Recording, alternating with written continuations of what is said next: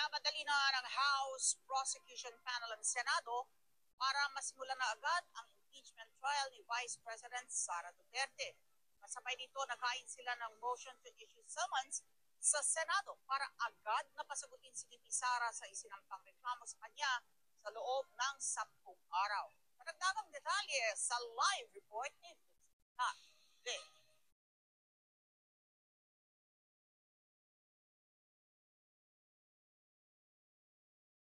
Ali, nais ngayon ng prosecution panel ng Kamara na umaksyon na ang Senado kaugnay sa impeachment case na isinampa laban kay Vice President Sara Duterte na nakapinpin sa Senado, alinsunod na rin sa isinasaad ng konstitusyon.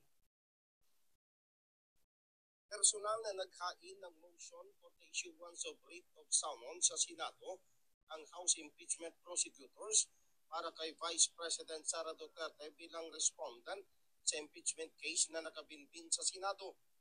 Ang House Impeachment Prosecutors na nagpunta sa Office of the Senate Secretary General ay pinangunahan ni House Minority Leader Marcelino Libanan kasama ang kapwa Congressman Prosecutor na si Congressman Rods Gutierrez at sina House Deputy Majority Leader Paulo Ortega at House Assistant Majority Leader J. Kong Hoon. Sinabi ni Congressman Libanan na ginagawa lamang ng House Prosecution Panel ang kanilang constitutional duty upang hilingin sa Senado na pasagutin si VP Sara sa mga article of impeachment sa loob ng 10 araw matapos matanggap ang writ of summons.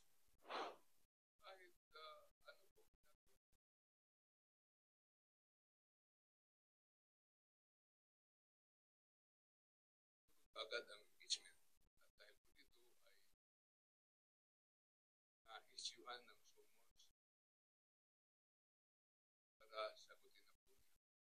Maaari, kaya nila trabaho po kami. Dahil noong March 23,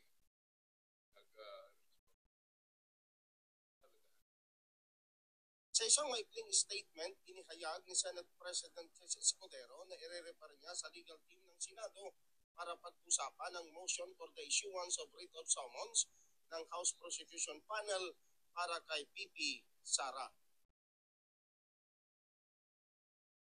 Ali, alam naman ng lahat na sa ngayon ay kasalukuyang nasa The Hague, Netherlands si Vice President Sara Duterte para organisahin ang defense panel ng kanyang ama na si dating Pangulong Rodrigo Duterte na naharap sa kasong crime against humanity sa The Hague, Netherlands sa International Criminal Court. Balik sa inyo, Ali.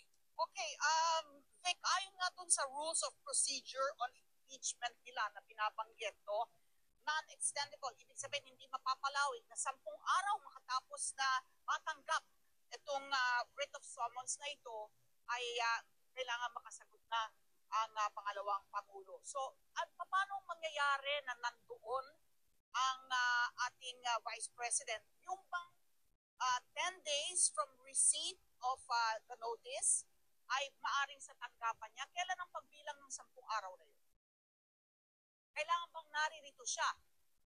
Upang personal na tanggapin o okay na yun sa tanggapan lamang niya? Okay.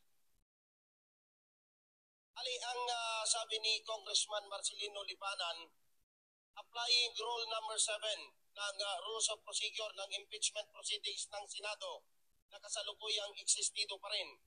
Nung ito ay balangkasin sa panahon ng corona impeachment, yung notice maaaring ipadala lang sa opisina.